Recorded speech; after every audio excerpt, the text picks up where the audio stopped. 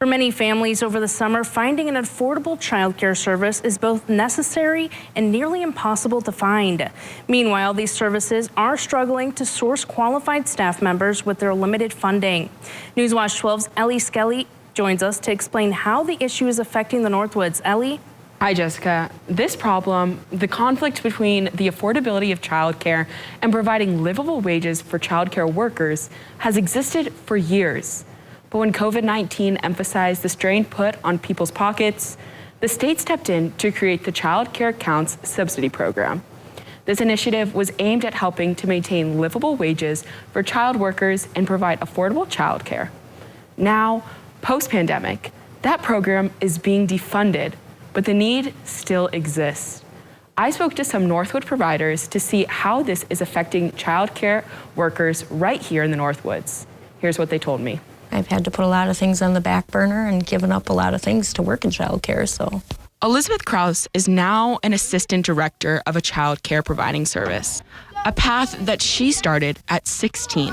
What keeps her going is a dedication to her students. You're in the grocery store. I know my husband used to get really irritated, like, you know, another kid? You know, like, how do you know all these kids? And, you know, hey, Miss Elizabeth, you know, I love that feeling. But her job is not easy or accessible. Childcare in itself is a very low paying field.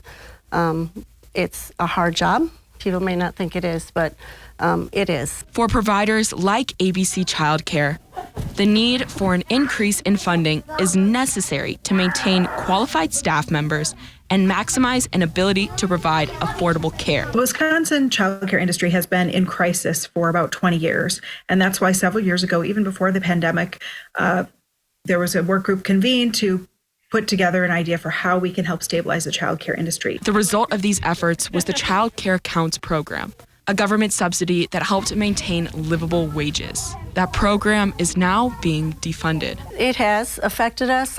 We did get our first payment now since it has dropped down. Basically, payments were about cut in half. For child care providers like ABC, the support was able to provide one more reason to give these kids their everything. We need support, you know, and again, if it's, what would an extra dollar do for a staff? An extra dollar might just make their day even a little bit. They might push a little more. They might just give a little more. Another huge aspect of this problem is the qualifications needed to be a child care provider.